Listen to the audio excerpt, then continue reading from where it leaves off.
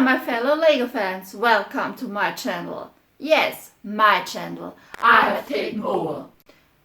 But don't worry, only for this episode.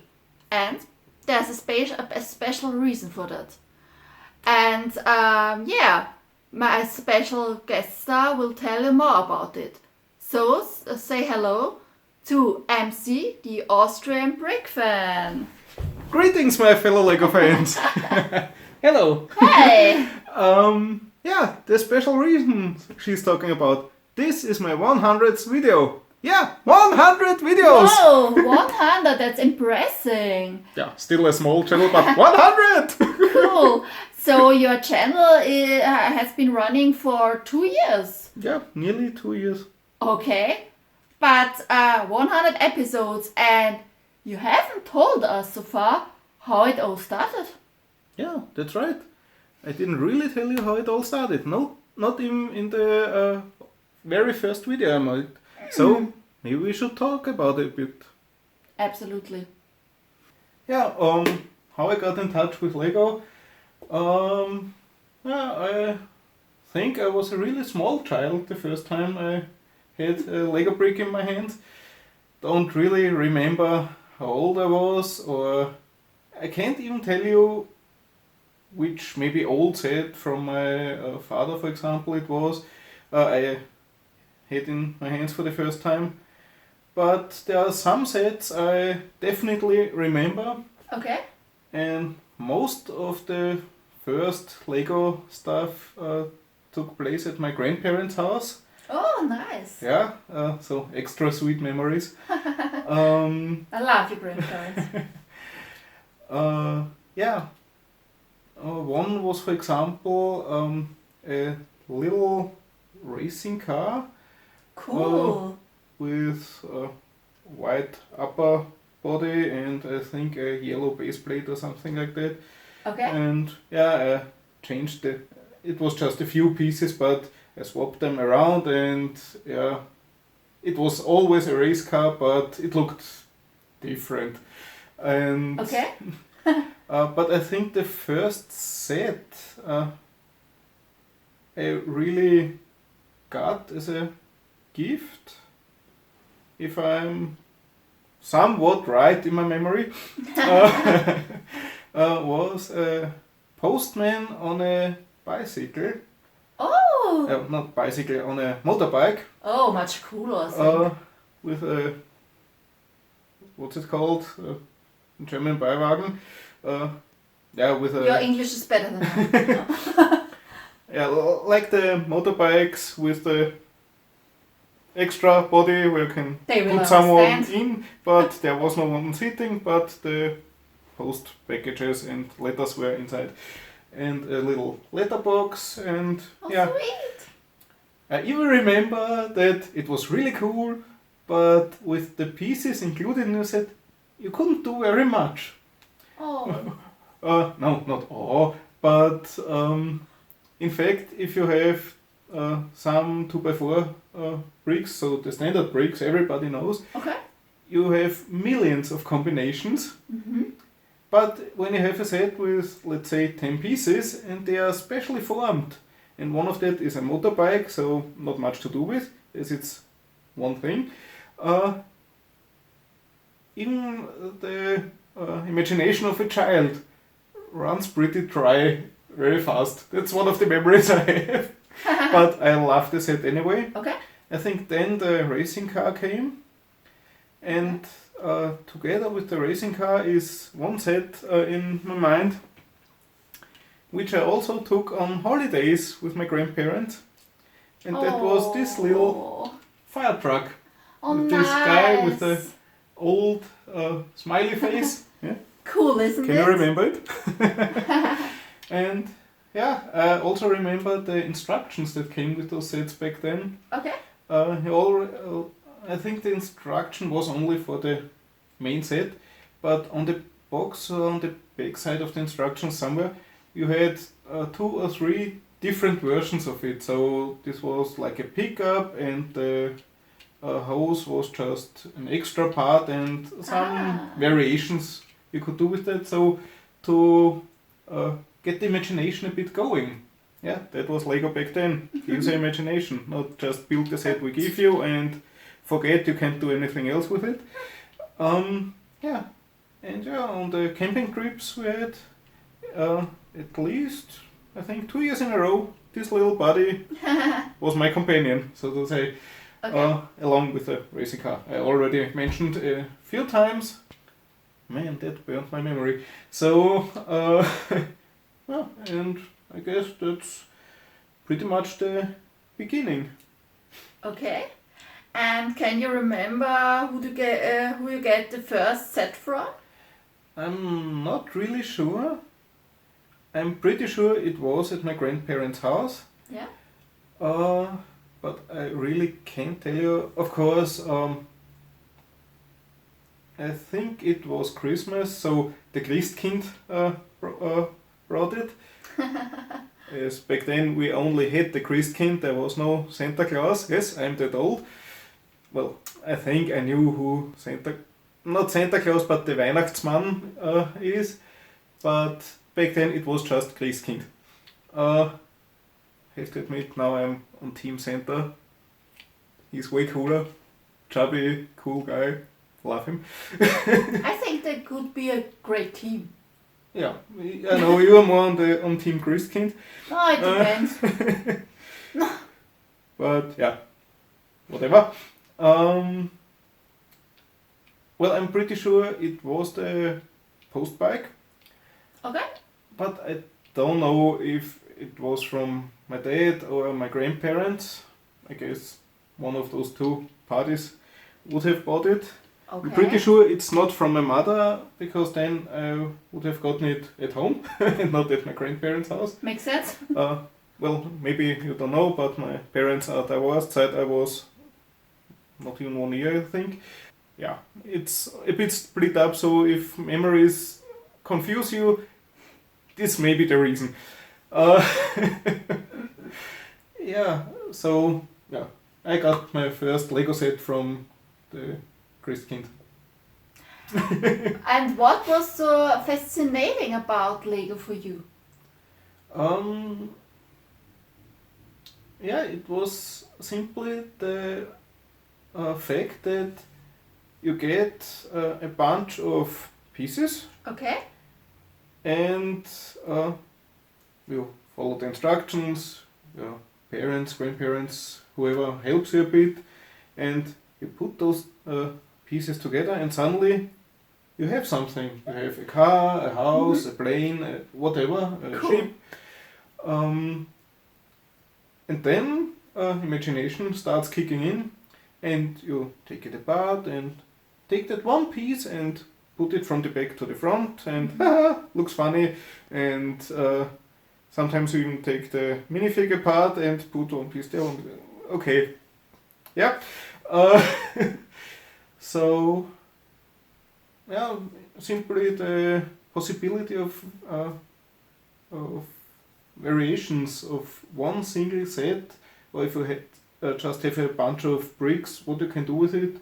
Of course, at first you usually build a house or a tower with the standard bricks, because it's obvious that this will work.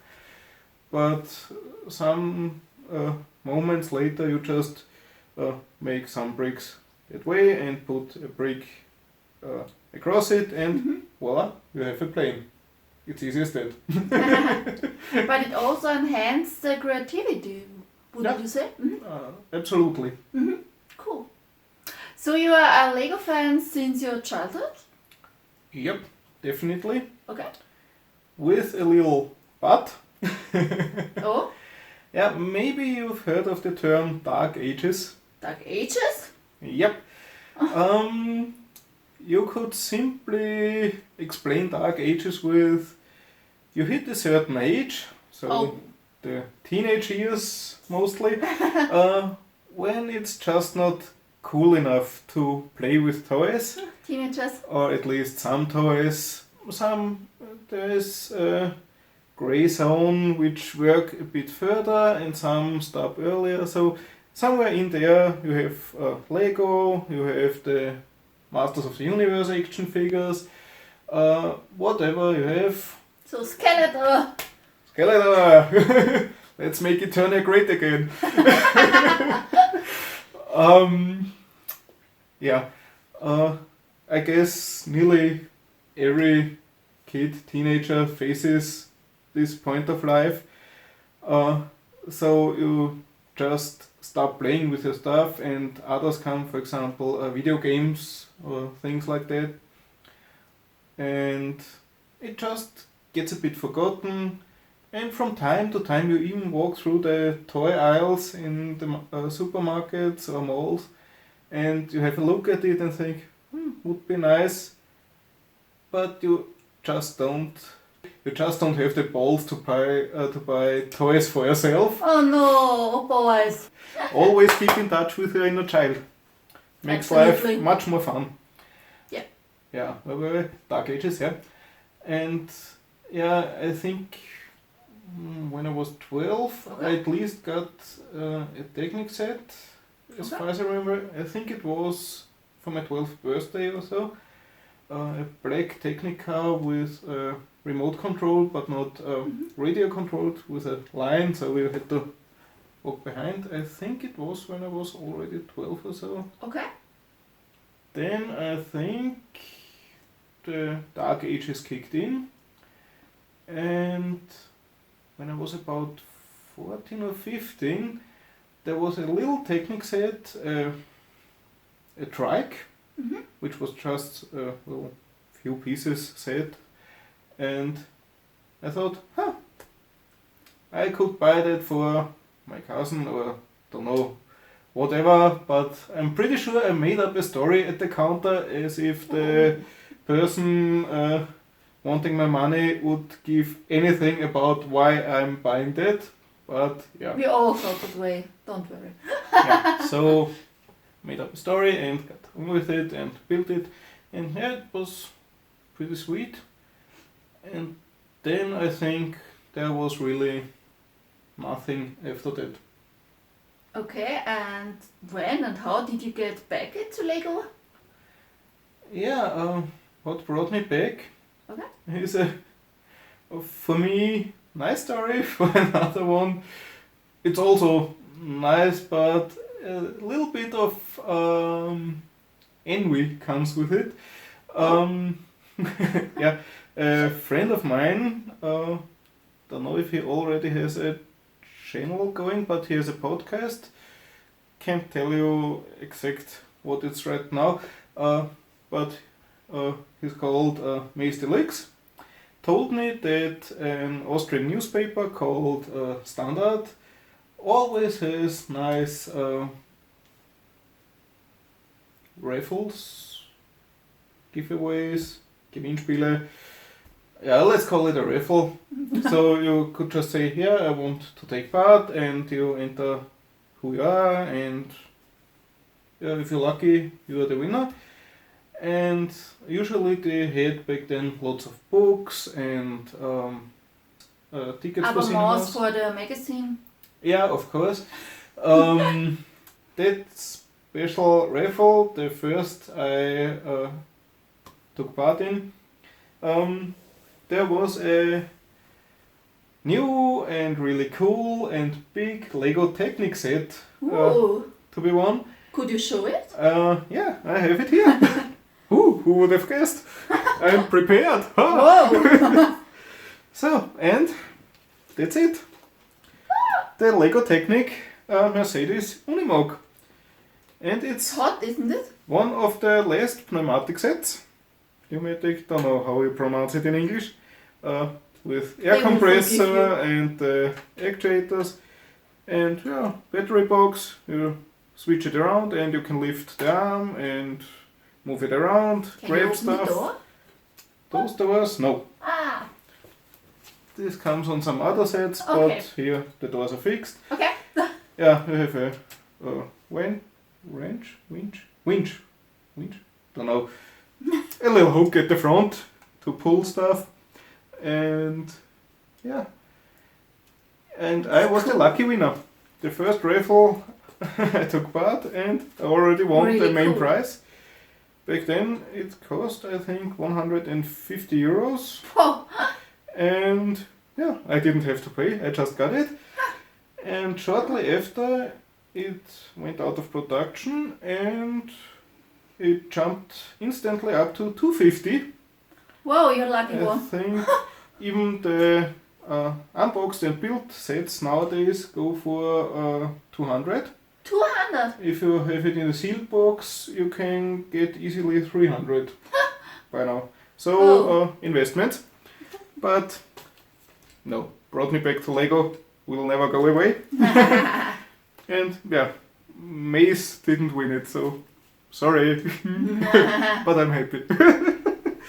Yeah, and well, when I won it, I didn't build it instantly. It was back in the days when I was still studying, so I thought, yeah, you should learn for this test and for that, and you should focus on this. Doesn't mean I really did that, but at least I didn't build a Lego set. For some small exceptions, for example, when I passed the test and was extremely happy, I thought, hey, you have the big Lego set at home. Maybe you had a long break, start with some small ones to get in touch again. As also the pieces changed, the old Technic sets had bricks with holes. And now you have those so-called lift arms, so the smooth all-around surface with holes. And you don't build upwards, more sideways, you could say. So I understand. put them next to each other and link them with the pins. And the old bricks you could stack up. Okay. Nowadays you have in bigger sets both, as you need the bricks for stability. They are way more rigid than the lift arms. They are a bit more flexible. Okay. But for the overall design of the sets, I have to say the lift arms are good because they make a smoother surface, especially when you then add those wing-shaped panels and stuff like that. Okay. You can make pretty nice models without too many corners and angles and whatever. So they just look a bit better.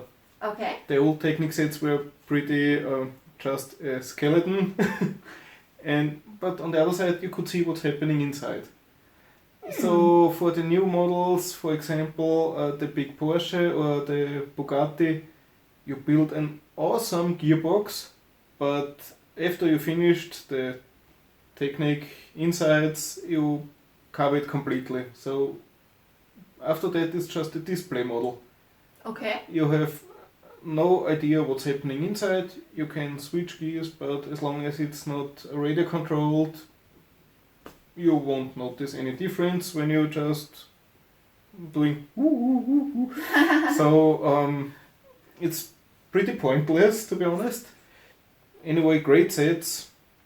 On the other side, the learning effect is way lower because there is so much, of course, they want to be as close as possible to the original. You just build and build and build, and then it's finished, and oh yeah, turn here, and this does that, and this does that, and it works, and you're happy. But you have no idea what's going on. On the old sets, you had the wheels, and there was a gear on it, and that turned a bigger or smaller gear, whatever, and that went on the next axle, and so on, and just a few sections, and you know why this thing was moving that way when you turned that this way. Okay. You could just follow what's going on. Mm-hmm. Not so much in new sets. Yeah, so a little bit ranting about where we're going right now with Lego sets.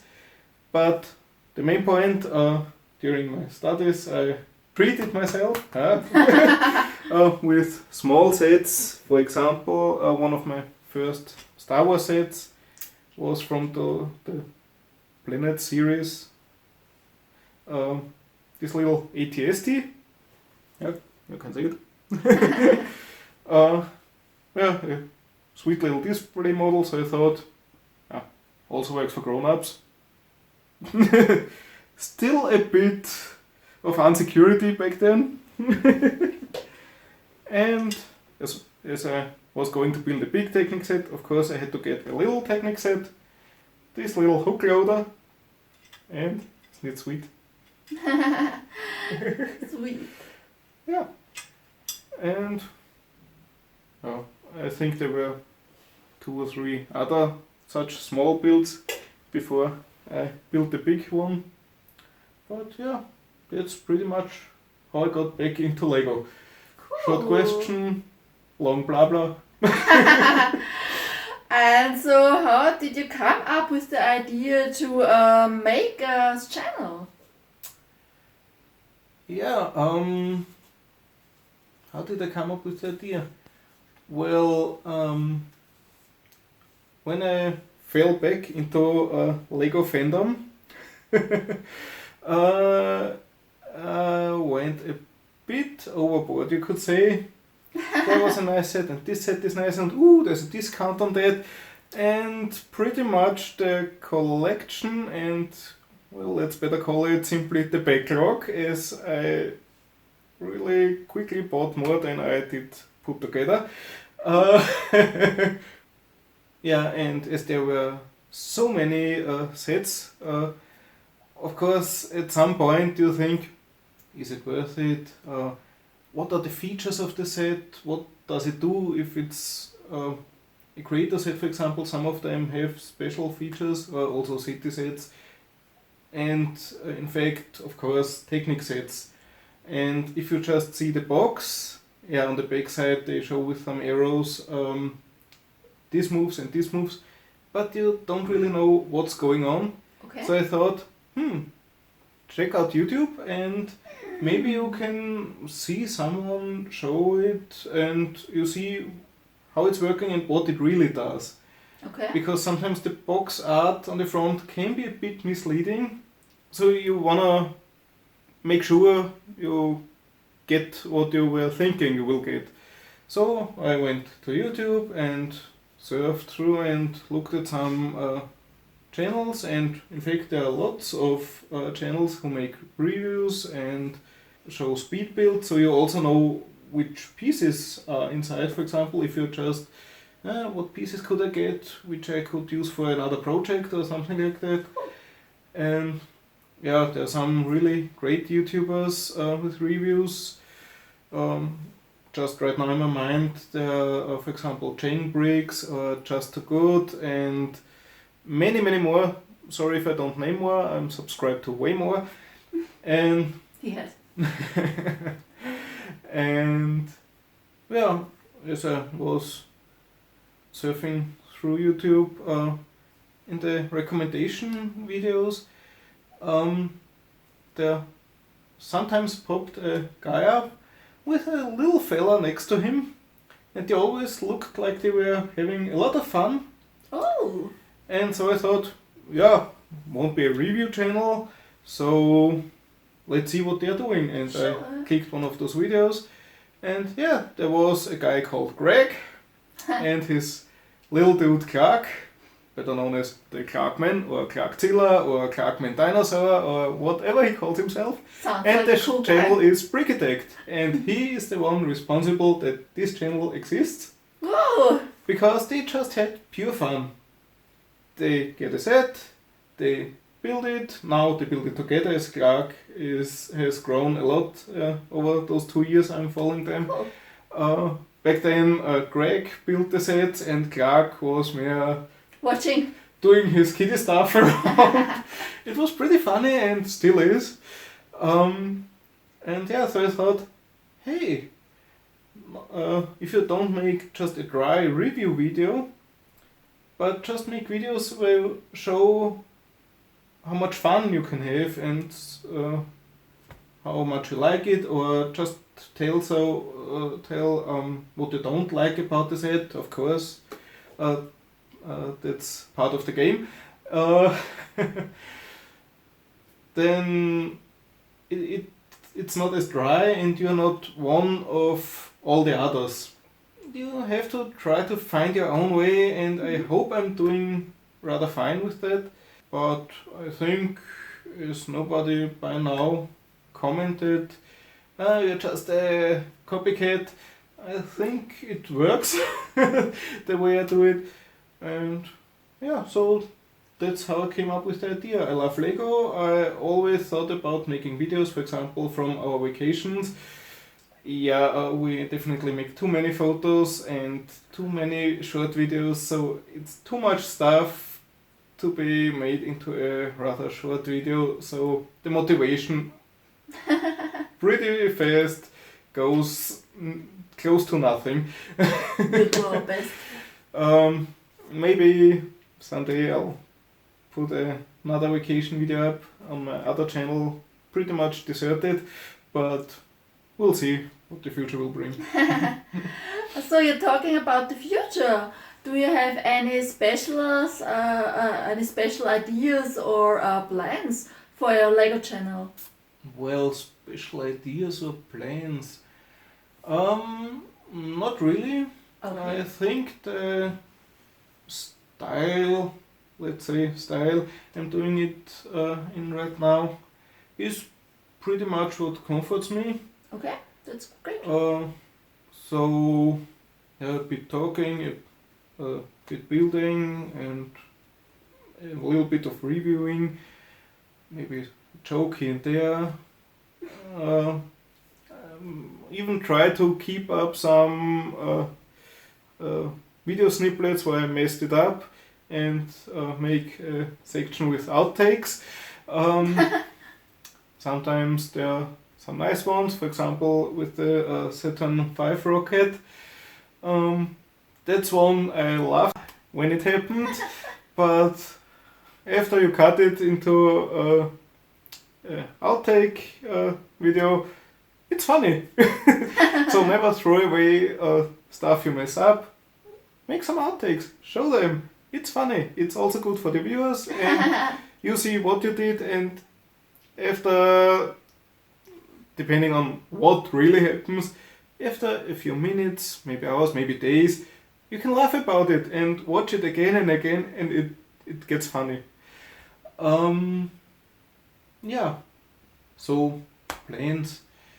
I'll just try to make probably a bit more videos if I find the time and motivation. That's always a major point.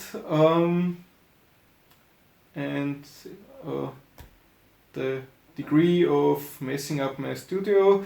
If you always have to clear the desk from all the stuff lying around, you think, I'll make the video tomorrow.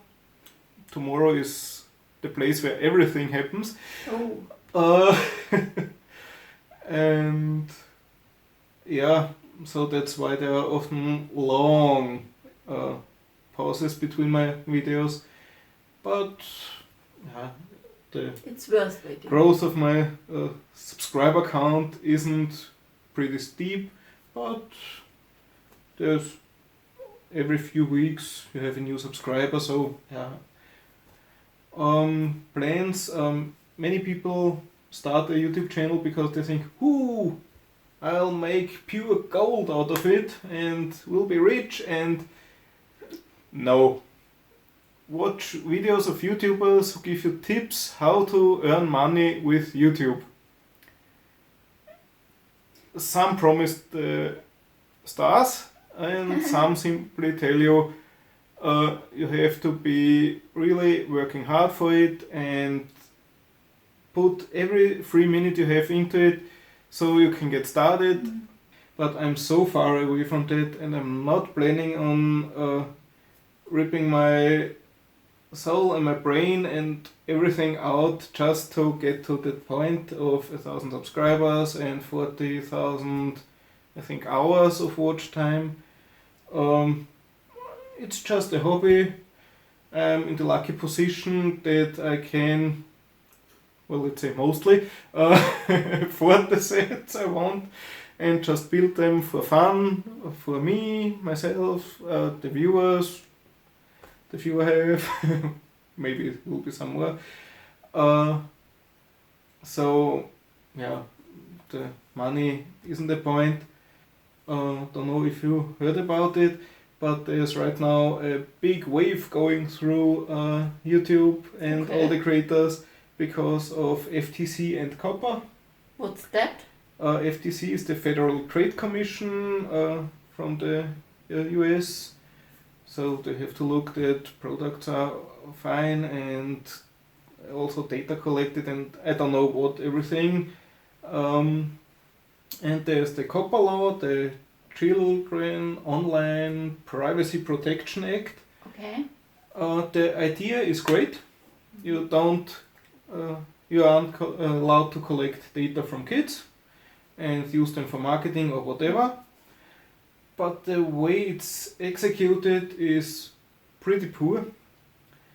And right now nobody really knows what they have to do, as YouTube had to pay a fine of 170 million US dollars, and now they simply put it out to the creators, mark your video as for kids or not for kids.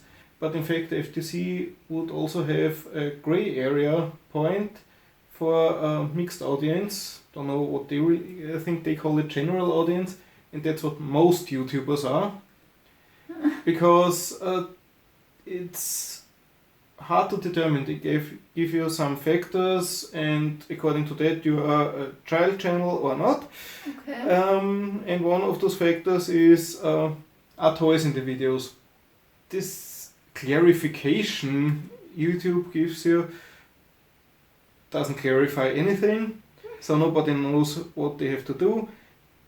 Because in fact, when you think about is it made for kids, you probably think of videos like, hey hello kids!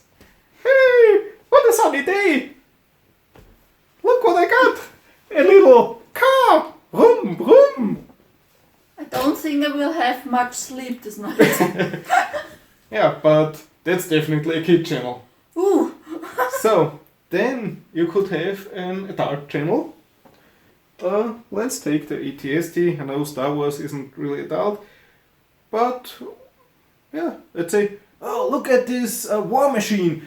It's just marching all over the enemies, marching them in the ground, and yeah, here, you have a gun, and boom, boom, and it shoots everybody. Everybody dead. So, definitely not for kids. So, now the problem is, hey, I got this fucking awesome toy truck. What is the video now? Ooh! I swear a bit. I even told that it's a toy. So, what you gonna do? Kinda tricky. Yeah, and that's the problem everybody's facing right now, and tiny YouTubers like myself know absolutely nothing, and I have 120 subscribers. You need 1,000 subscribers and a lot of watch time to be in the position to switch on the monetization button. And I'm far away from that, so I don't care about monetization. I don't get anything. And now I have to mark my videos as for kids maybe, and even lose the comment section. The only thing that keeps me going, in fact. I don't get money. In the end cards, yeah, then you don't recommend your own videos, whatever. But I want the comment section. God damn it! I want it. I don't get a lot of comments, but it's always nice. Even if they are not nice. At least you know what you're doing wrong, or yeah, just that there are some idiots out there, depending on what they're writing. Sometimes it's pretty clear what their state of mind is. So, in fact, that's a big thing. I think I'll play it safe. There's a little helping plugin for Chrome and Firefox, which shows you how YouTube would declare your videos, if they are made for kids or not made for kids. And I think I will just follow what they think until the first wave has passed, and maybe we'll get a bit more clarification, but I don't want to be the one the FTC makes an example on. Don't know how they would enforce it as a US agency in Europe. Don't know, maybe they send Delta Force to collect the money, don't know. But even if they just take down my channel, well, I wouldn't be destroyed because I don't get anything out of it, but I definitely would be sad, as it's just fun, it's my hobby and I love it, and the people that watch it, I think, don't know if they love it, but at least they like it, and so, yeah, you could say it would harm me a bit. Sure. Yeah, but we'll see what the future will bring. Let's think positive and wait. Yeah, always stay positive. Positive That's the point. thinking. And we noticed that you have so much fun with your videos, and I think that's why we all love them so much. One of the many reasons. So, yeah, MC, thanks for 100 awesome episodes. You're welcome. We are looking forward to many, many more. Yeah, it's my pleasure to make them for you and for you. So stay tuned. Stay tuned and Bye. have a good day. See you in the next video. It's your channel. You have the last word. See you. Bye. Have a nice day.